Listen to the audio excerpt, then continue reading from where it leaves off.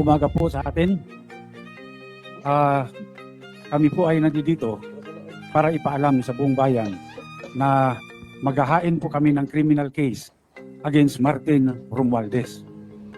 Sa kadahilanan po na siya po ay may ginawang krimen dito sa budget ng 2025. Malaking halaga po yung ipinasok nila na hindi po inaprubahan ng Kongreso.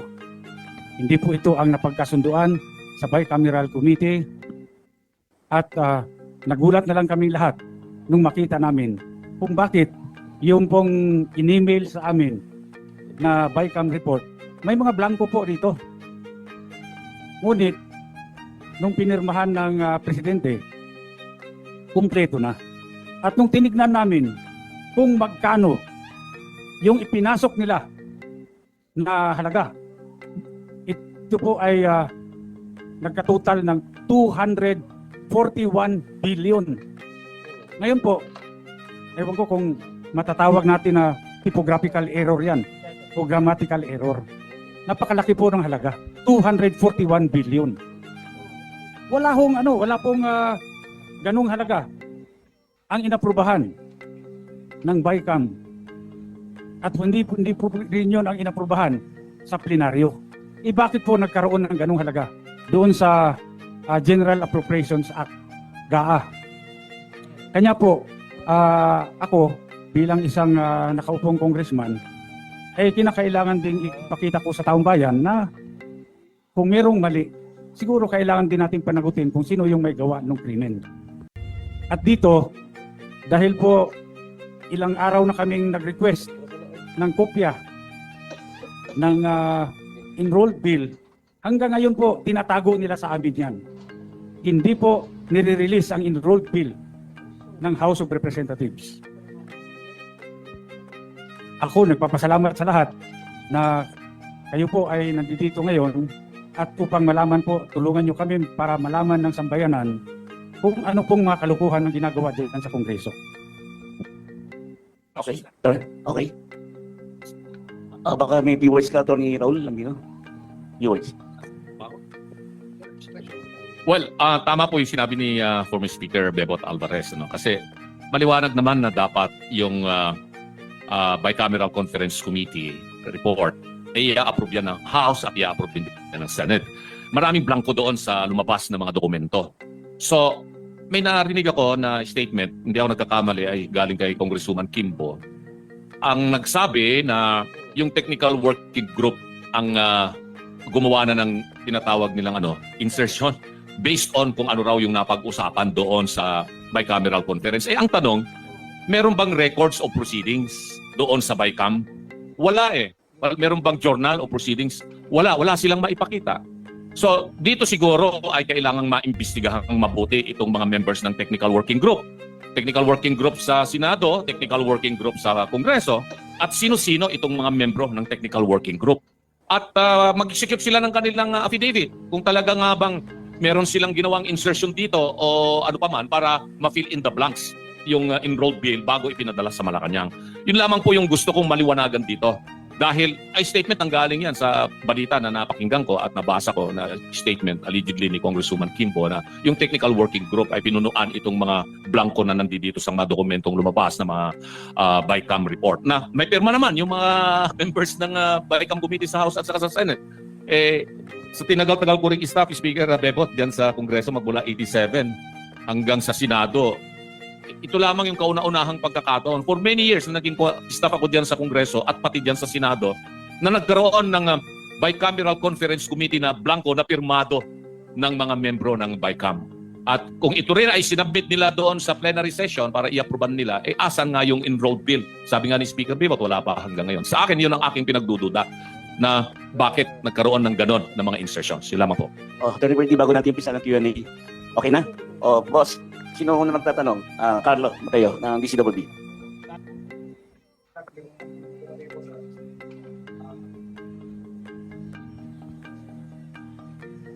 Speaker, former Speaker, ano po yung particular na kaso na isasampa? At sino-sino pa po ang sasampahan ng kaso bukod kay Speaker Martin Romualdez? At kailan po ito isasampa? Sa aking pagkaalam, pwede akong i-correct ng aming mga abogado rito kung meron akong makaligtaan na pangalan. Number 1, syempre si Martin Romualdez. Pangalawa, itong si Saldico. Pangatlo, itong si Majority Leader Manix Dalipe ng Zamboanga. Bakit sila? Dahil po, una, wala pong nangyayari sa House of Representatives na hindi po alam ng Speaker of the House of Representatives. Lahat po yan may basbas ng Speaker. Wala pong gagalaw dyan kapag hindi po sinabi ng Speaker. Kaya nga po dito, sigurado ako, itong si Martin Romualdez ay talagang siya ang may pakanan nito lahat. Siya ho ang author nito. Ngayon, siyempre ako gusto ko rin magpasalamat kay Congresswoman Stella Kimbo. Dahil kung meron mang tunay na bayani dito, si Congresswoman Stella Kimbo. Dahil siya mismo ang umamin na maraming blanco ang BICAM report. Ngayon, bakit nagkaroon ng 241 billion na additional budget doon sa GAA na pinirmahan ng Pangulo? Ngayon, yung mga media, pwede rin nyo rin mag-request. Request nyo sa Kongreso kung mabigyan kayo ng kopya ng enrolled bill. Bakit mahalaga ang enrolled bill? Kasi dito natin makikita kung ang enrolled bill ba ay faithful reproduction kung ano yung inaprubahan ng Kongreso sa plenary. Dahil kung ito ay magkaiba, ay malaking problema yan. Hindi nila nilalabas yung enrolled bill. Ako may suspetsa. Anong problema? Ba't ayaw mong ilabas? Problema dyan, kung walang enrolled bill, yung liability magsishift, mapupunta sa Office of the President. Pinirmahan niya, walang enrolled bill. Sino naglagay ng blanco? Hindi sila. Kaya malaking problema. Siguro mabuti ilabas na nila yung enrolled bill para naman makumpare natin. Tama ba yan? O pareho ba yan? Nung inaprobahan ng BICAM, inaprobahan ng plenary. Okay. Maidagdag ko lang, sa laki ng problema nila, palagay ko that is the reason why sinulong nila kahit kapos na yung oras ng impeachment para matabunan ito, para yun ang pag-usapan, para yung oposisyon ang nasa defensive instead of us being on the offensive. Pero hindi po natin bibitawan ito kasi napakalaki talaga, 241 billion. Kaming mga ordinaryong tao, we cannot even begin to wrap our heads around that figure. 241. Kaya kami ni Mr. Magpantay sa Citizens Crime Watch ay we joined hands with Speaker, with Attorney Raul Lambino, with Attorney Jimmy Bondoc para isulong po ito at sa Monday po ay ipafile po namin sa City Prosecutor's Office ng Quezon City itong criminal case na ito because this is falsification of legislative documents which is a crime. Krimen po ito. It is a crime not only under the revised penal code but in view of the amount involved, it is a crime against the Filipino people. Okay. Hello, good morning po.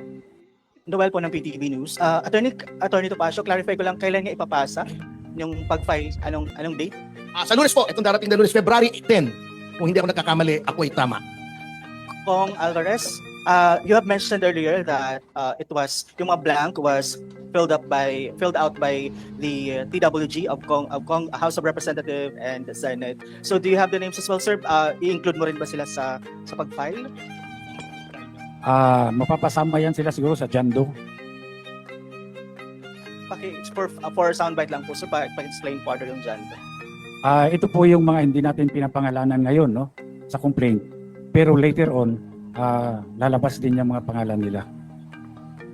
One more question na lang po for Attorney Bondoc and Congressman Bebot.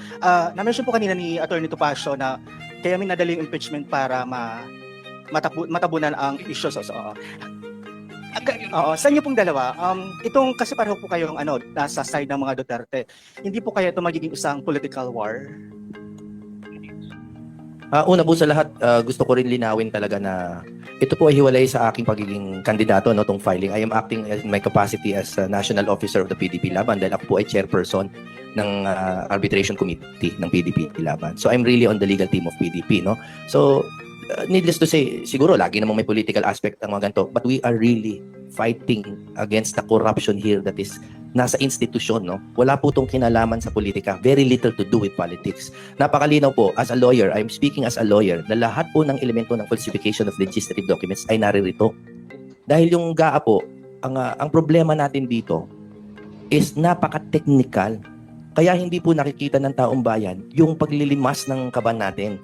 Ang trabaho namin dito in filing the case ay para bigyan ng ilaw, no, ng liwanag kung ano ba yung specific mechanism ng korupsyon at kung paano nililimas. Kasi lahat tayo ginagamit yan no, yung terms na nililimas ang kaban ng bayan. Paano?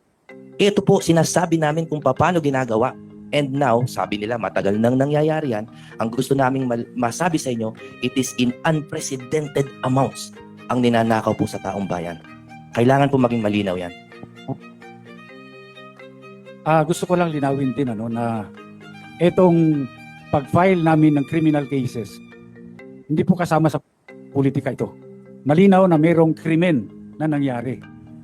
Malinaw na Martin Romualdez, Zaldico, at Mr. Dalipi committed a crime against the Republic of the Philippines.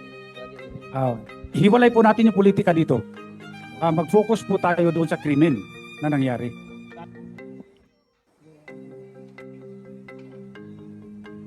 May follow-up na question si Carlo Mateo, DCWB. Sir, kahit sino si Sir Jeco magpatay po siguro. Meron ba tayong draft na dyan ng complaint para maipakita natin sa mga mamamahayan? Kaya yung kung ilang pahina rin po yan? Yung pong draft, pinapine-tune pa po eh. So, by Monday na lang po. But gusto ko lang po linawin bakit kasali po dito yung Citizens Crime Watch. Wala po kaming pakialam sa politika. Kung sa tingin po ninyo sumasali tayo sa pamumulitika, hindi po. Pagkat tinignan ko po yung draft ng complaint, kinakailangan po talagang bumoses tayo pagkat pinaglalaban po natin dito ay yung karapatan po ng mamamayang Pilipino. Ang isa po sa advokasya, kahit naman pa po ang advokasya ng Citizens Crime Watch ay labanan po ang korupsyon. Siguro naman, lahat tayo kumbinsido na yung mga nadidinig, nakikita natin, nababasa natin, talagang talamak po ang korupsyon sa ngayon. At hindi po tayo kinakailangang manahimik, kinakailangan po hindi lang tayo bumoses at sumali po tayo sa mga hakbang na mahahabol po natin kung sino man ang mga sangkot dito po sa ganitong anomalya. Tinitingnan ko po yung niratify na BICAM report. Napakalaki po ng pondo na napunta sa NIA. Kami po sa Bicol Region, tinignan namin yung mga projects ng irrigation ng NIA. Sa laki po ng pondong ibinigay po ng ating gobyerno, napakarami po mga palpak na mga proyekto, lalo na po yung mga irrigation. At marami pang pondong inilalagay nila. Pagkat tayo hindi natin nasisilip yung anomalya dito pagkat nasa kabukiran po yung project nila. Pero karamihan ng kanilang mga proyekto ay palpak at hindi po gumagana ang karamihan sa mga proyekto nila. Kaya kami po sa Citizens Crime Watch, lahat pong mga hakbang na naglalayong malabanan po ang korupsyon, kami po ay palaging naandyan. Idagdag ko lang, baka sabihin nyo, Citizens Crime Watch was organized para lang labanan ang Marcos government. 1992 pa po ay buhay na ang Citizens Crime Watch. 1992, ang founder namin ay yung yumaong si Jose Malvar Villegas, Attorney Jose Malvar Villegas. We are SEC registered, we have been accredited as a COMELEC watchdog in so many elections. At just to prove to you how non-partisan we are, while we were the ones who sued Garin, Congresswoman Garin, for the Dingbaxia scandal, 3.5 billion lang ngayon, because kung kukumpara rito, that's peanuts. Ngayon na ngayon ay nasa Sandigang Bayan. Dinimanda rin po namin si Commissioner Guanzon for graft na ngayon ay nasa RTC Bulacan na. Lahat po yan may probable cause. Even during the time of Duterte, dinimanda po namin si Secretary Ramon Lopez for allegedly allowing large-scale tax evasion by Hyundai Motor Corporation. So, kahit sino po, kahit under any administration, kung may nakikita kaming anomalya, dinidimanda po ng Citizens Crime Watch. Wala po kami tinitingnan kung sino, tao ni Duterte, tao ni Noynoy, tao ni Marcos. Kung may nakikita kaming mali, ay dinidimanda po namin. And modesty aside, maganda naman po ang aming batting average sa Office of the Ombudsman at sa Piskalya. Thank you po. Okay. Question po for Mr. Magpantay. Okay. I'm just Ignacio po from Abante Radyo po. Sir, tanong ko lang po, gaano po ka-importante na ang Citizens Crime Watch po ang magsampa ng kaso at bakit hindi na lang po individual? Ang pagsasama po kasi ng kaso hindi po madali. Kinakailangan po natin kumuha po ng kakampi dito. Pero nabanggit naman po ni Speaker Alvarez kanina na ito po ay walang relasyon sa pagiging kandidato nila. At kami naman, kung sino makakatulong sa pagsasampa ng kaso, nilalapitan po namin. Pagkat sa dami na po ang napakahirap po kasi yung maghanap ka ng dokumento. Just imagine yung kukuha ka ng dokumento sa isang ahensya, malamang sa hindi ka bibigyan nila. So pag ganitong mga sitwasyon po, siguro mas maganda kung hindi lang sila, kundi tayo lahat. Tayong mga mamamayan, tayo po ang pumoses, tayo ang gumawa ng paraan kung paano po natin masasampahan ng kaso. Itong mga tao na nasa gobyerno, nasasangkot po sa ganitong mga problema, sa ganitong po mga anomalya. May katanungan from DWIC?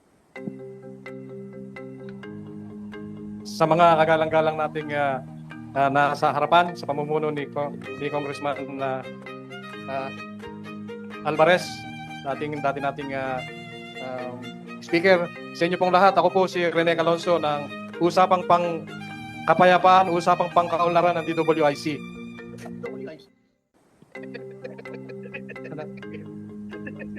Yes sir. Meron lamang po akong gustong linawin at mabigyan nyo ng kaliwanagan para po sa kaalaman ng lahat. Ano po bang pagkakaiba nito sa isinusulong na complaint nila Congressman Ungab? Para po magkaintindihan tayong lahat. Salamat po sir. Yung complaint po na sinusulong nila Congressman Ungab, petition po yun sa Supreme Court to declare the 2025 General Appropriations Act unconstitutional. Ito po yung sinusulong namin dito ay yung criminal case laban po kay Martin Romualdez, Manix Dalipe, Saldico. Yun po. Any question? Follow up? Hello? Bante, from Abante. Any questions? Boss? Maaari ko bang linawin ng konti para talagang nakikita ng taong bayan yung difference? Yung sinasabi po ni Speaker Alvarez, dalawa po yan, yung constitutionality, yung kaila kong Ungab, sina-challenge nila yung mismong GAA na may mga na-violate sa Constitution. Hindi siya naaayon sa sinasabi ng Constitution, halimbawa sa edukasyon na dapat highest budgetary priority, etc. Ito pong ipapile natin ay dun sa mga gumawa. Criminal punto na action dahil nag-falsify sila ng dokumento, pinolsify nila yung BICAM report. Kaya po hiwalay siya na issue. Kailangan malinaw po yan sa taong bayan. One more question from me. Para kay Kong Alvarez, kung mayroon po bang mga congressman din na nag-express to support this filing of case? To be honest about it, sa ngayon, wala pa. Kasi dahil malaki rin yung mawawala, wala ng AKAP, So walang gustong sumama talaga. Parang Lone Ranger to. Sorry, Freddy, may ano ka ba? Sabihin ka? Dadagdagan ko lang, maaring mag-isa siya, pero as history has taught us time and again, one man can make a difference. May bago tayong mga katanungan, mga kaibigan, kapatid? Meron ba? Sa palagay niyo po mga sir, paano po kayo matutulungan ng sambayan ng Pilipino sa labang ito dahil ito ay para sa lahat, hindi para sa kukunting grupo lamang? Well, una-una, i-clarify ko rin lang, dahil si Ferdy at ako, pareho kaming abogado ng Citizens Crime Watch noon pa nung nandiyan pa si Dante, buhay pa si Dante Jimenez. Ito sana si Ferdy yung kandidatong senador ng PDP. At sa totoo lang, dahil sa Davao, ando doon si Speaker Alvarez na siyang pinuno ng reforma.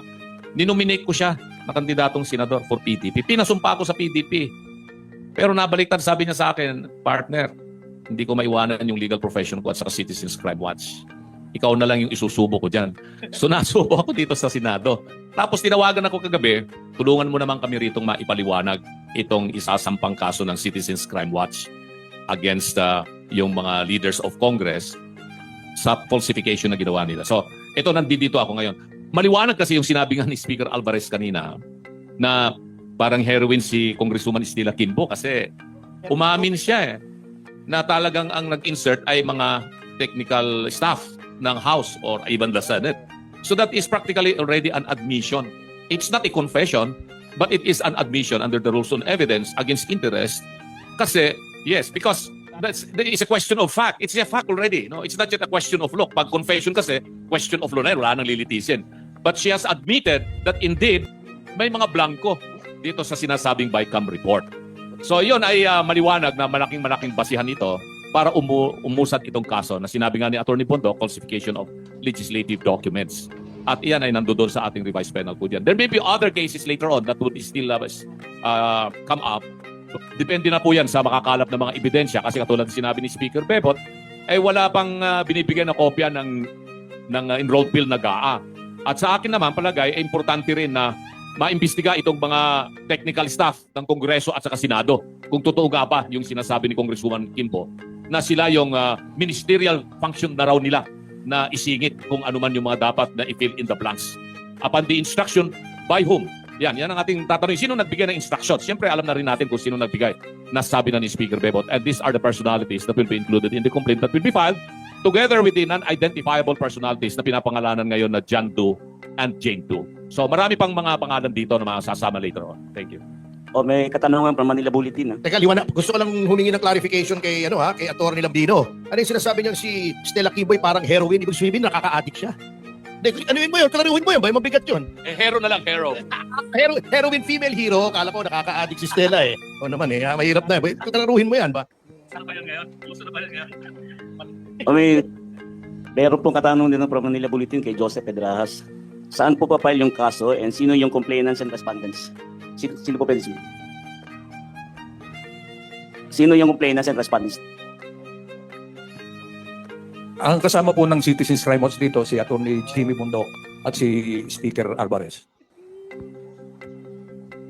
Citizens Crime Watch po yung pinaka-complainant. Okay. Sa Quezon City, no? Quezon City. Sa Quezon City Prosecutor's Office po. Bukas po yan, Monday 10:30 ng umaga. Sir, sa ipagpaumanhin niyo po at para pong hindi nasagot yung katanungan ko kung paano makakatulong ang mga mamamayan natin sa ating ipinaglalaban at paano kami makakatulong kung sakali. Kami ba ay maghihintay na lamang ng resulta ng legal matter na ito or ano po ang inyong masasabi? Alam niyo po, napakalaking tulong ng sambayanan dito. Unang-una, yung Citizens Crime Watch po, walang pondo yan. Kami po ay kumikilos sa sarili naming kaparaanan. Ngayon, yung moral support lang po ninyo, yung napakalaking bagay na po yun. Pagkat kayo po nagpapalakas ng kalooban namin para gawin po ito. Pagkat ang laban po sa korupsyon, laban po nating lahat ito. Ang pinaglalaban po namin dito, ang sambayanan ng Pilipino, na tayo po ay nadadaya. Yung buwis mula sa ating, na binabayad natin sa ating gobyerno, ginagastos po dito sa mga proyektong ito. Pero pag may mga insertion sa mga ganyan, mga patago ng mga proyekto, ay nadadaya po tayo. At kayo po, lalo na po itong mga kasamahan natin sa media, malaking bagay po yung binibigay ninyong suporta sa atin at kami naman ay nagpapasalamat po sa inyo. At yung mga mamamayan natin na nakikinig at nanonood, abay, pagdasal nyo lang po kami, nabigyan pa kami ng lakas ng loob para po ipagpatuloy itong aming ginagawa. In other words, just make noise kung yung mga mamamayan kasi lahat naman may access sa social media. Indicate your disapproval, your disapprobation, your displeasure sa ginawang ito ng majority sa ating House of Representatives na nilagyan yung mga zero. At kung makikita nyo, no, ito sample pa lang ito ha. O, puro soft projects yung mahirap ma-account. Alam ko ng mga congressmen yan. Katulad dito sa DA, oh. Hybrid seeds, inorganic fertilizer, di ba yung fertilizer funds scam? Galit na galit sila, ba't nandito na naman? Soil ameliorants, agricultural drone services ha? Mga soft project ito eh. Madaling madaling ipat itong mga ganitong projects eh. Ang tawag ito soft projects as opposed to hard projects na nakikita ninyo. So ewan ko kung bakit si Speaker mahilig sa soft na projects. Dagdagan ko lang, Karen Ang request namin sa taong bayan, huwag niyo po sana ibenta ang inyong katwiran. Yun po talaga. Sana maging madiin yan sa inyong mga coverage. Huwag niyo po ibenta ang inyong katwiran. Dahilan po, sa yung falsification, crime ang ginawa nila. Krimen. Ngayon, yung mga taong nakaka-benepisyo dito, lumalambot ko minsan ng opinion dahil the crime benefits them. Huwag po kayo maging accomplice sa crime nitong ating sasampahan ng kaso. Yun lang po. Last two questions. Meron pa ba tayong mga katanungan, kapatid? Carlo, meron pa ba, Carlo? Meron pa ba tayo dyan? Boss, final words. Wala nang gusto magtanong. Atty. Raul Bino na. Isa-isa. Final words. Message. Gusto kong susugan yung sinabi ni Atty. Bundok kanina na walang politika dito. Kami mga abogado rito. lalong-lalo na sa aming dalawa ni Attorney Bundok dahil tumatakbo nga po kaming senador under PDP Laban. Si Speaker Alvarez naman ay hindi po siya kasama sa PDP Laban. So, although magkakalyado kami pagdating dito sa usapan para mabago po ang ating sistema at yung umiira na practice po, lalong-lalo na po dyan sa Kongreso at sa Senado. At dagdagan ko rin yung sinabi ni Attorney Topacio kanina na itong mga insertions na ito na lumalabas ito ay mga masahol pa ito kaysa sa yung identified nung araw na pork barrel talaga na 70 million kasi identified na yung 70 million na amount at yun ay yung mga congressmen at mga senador saka lang sila gagawa ng listahan ng kanilang mga proyekto pagkatapos ma-allocate yung 17 million sa ngayon hindi matindi nakakapagtaka sabi ko nga di ba merong mga niline veto ang Pangulong Marcos, bakit hindi niya bineto itong mga bagay na ganito na ito yung kine-question natin kung nagveto sana siya dapat ito yung kanyang mga bineto para malinis po yung budget. Hindi po Naalala ko nung araw, Speaker Bebot, si Pangulong Duterte, marami rin siyang mga binito noon ng mga provision ng budget ng General Appropriation Act. At natuwa po yung taong bayan dahil nagkaroon din ng mga kunting mga hindi magandang insertions, pero hindi mga blankong insertions yun pero dahil hindi nga naayon doon sa inapruban na National Expenditure Program, ay binito ni Pangulong Duterte. Pero dito, yun lang pinagtataka namin, bakit hindi binito ito ng Pangulo, itong mga questionable mga insertion, pati na rin yung pagbawas ng mga budget ng galing sa DepEd at napunta doon sa kung saan-saang agencies, lumaki po yung tinatawag na pork barrel ng mga congressmen at mga senador. At sa admission na rin po ng mga senador at mga congressmen, lalong-lalo na yung AKAP na 25 billion ba, 25 billion o 26 billion. Kasi 5 billion yung mapupunta sa mga senador, 21 billion yata mapupunta sa mga congressmen, at inaamin nila sa mismong mga pananalita po nila na sa kanila yon at hindi na nila may tatanggi. Ito yung mga bagay kung bakit question sa Korte Suprema yung constitutionality nitong General Appropriation Act at tapos nga itong move ng Citizens Crime Watch na magsampa ng criminal case. So yun lamang po ang gusto namin ipaliwanag sa inyo.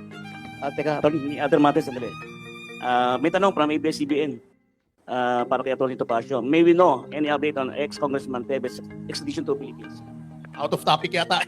Pero in general, nasa dili pa po siya. We are awaiting the outcome of our appeal from the order or decision of the Tribunal de Recursos allowing extradition kasi appealable pa po yan doon sa plenary ng Court of Appeals o Tribunal de Recursos ng Republic of Timor-Leste. Anyway, as my parting words, katulad nga ng sinabi ni Speaker, this is a long and lonely fight. Pero alam nyo, aral po ako kay, I don't know if you remember this guy, he was a great man, si Doy Laurel. He used to be the Vice President of the Republic. At nilalabanan niya noon si Cory Aquino on matters of principle. At ang favorite book niya is The Man from La Mancha. Lang naman si Don Quixote, Jousting at Windmills. At lagi niyang tinuturo yung passage doon na kinagagalitan si Don Quixote. Oo. Favorite song pa pala ni Raul Ambino yung Impossible Dream. Pakantahin mo na nga natin to ng Impossible Dream. Gawin anthem nitong ating grupo. To dream the impossible dream, to fight the unbeatable foe. To run where the brave dare not go. Di ba? To right the unrightable wrong. Anyway, may passage doon, kinakagalitan si Don Quixote ng mga kaibigan niya. Sabi niya, why do you keep jousting at windmills? You know, if you joust at windmills, di ba umiikot yung windmill? It can throw you down into the mud. Sabi ni Don Quixote, yes, but sometimes it will lift you up to the stars. So, yun ang aming paniniwala rito.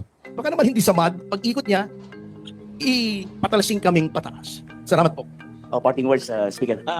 Sorry. Congressman Bebot. Siguro huli na po si Speaker, no? Ang akin pong parting words ay simple. Dumikit po tayo sa katwiran. Nananawagan po kami na lahat po ng makakarinig nito mula ngayon, lahat po kayo ay makakarinig ng pagbabaluktot ng issue, mga kung ano-anong distraction, no? Pero ang simple pong nangyari dito ay hindi po nasunod ang ating constitutional process kung paano magpasa ng budget. Bukod doon, hindi na nasunod ang konstitusyon, meron pang nagkaroon ng falsification. May lumabag na mambabatas sa batas. Doon lang po tayo dumikit sa katwiran na yon.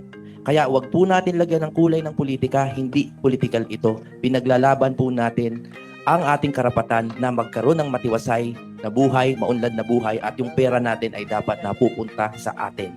Let the criminals answer sa kanilang ginawang krimen sa laban sa ating bayan. Dumikit po tayo sa katwiran.